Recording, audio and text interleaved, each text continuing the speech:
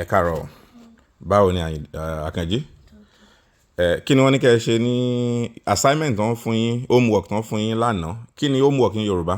Kí ni iṣẹ́ àmúrelé? Iṣẹ́ àmúrelé. So kí ni wọ́n ní kẹ́ ẹ kọ? Wọ́n ní kẹ́ ẹ kọ àwọn orin ọmọdé tó jẹ́ èdè ìlú bàbá yín tàbí ti ìyá yín, àbẹ́ẹ̀kọ́? Èwo ló sọ fún wọn pé wọ́n fẹ́ kọ, sí ti bàbá rẹ̀ àbí ti ìyá rẹ̀? Bàbá. Ti bàbá rẹ̀. Ok.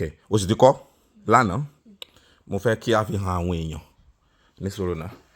Ohun tí Àkànjí kọ nìyí yóò sì kà á fún yín, tẹ́ ẹ gbọ́ nísìnyí. Ó yá, ẹ kà á fún wa o.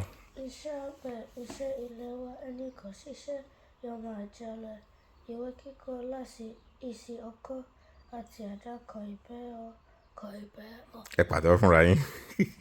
Tí n bá bi ọ́, kí ni iṣẹ́? Iṣẹ́ ni Work ní èdè Gẹ̀ẹ́sì àbí? Àgbẹ̀ ńkọ́? Àgbẹ̀ ni kíni Farmer. Iṣẹ́ àgbẹ̀ tá bá fẹ́ tú, báwo la ṣe máa tú ní èdè Gẹ̀ẹ́sì? Kíni? Agriculture. Agriculture, right? Kí ni ọkọ́? Ọkọ́ ni Àwọn wo ló máa ń lo ọkọ́? àgbẹ̀. Àwọn àgbẹ̀ máa ń lo ọkọ́. Kí ni wọ́n máa fi ń ṣe?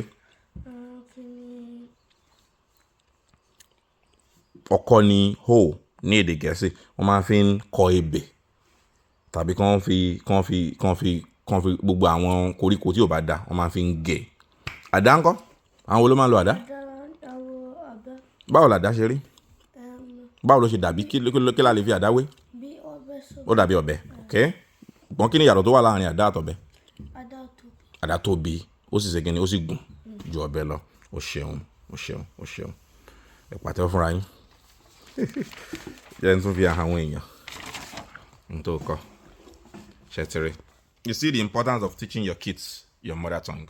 It helps them to develop their cognitive reasoning, and then it helps them to solidify their identity and to be relevant in the society. Thank you very much. Cheers.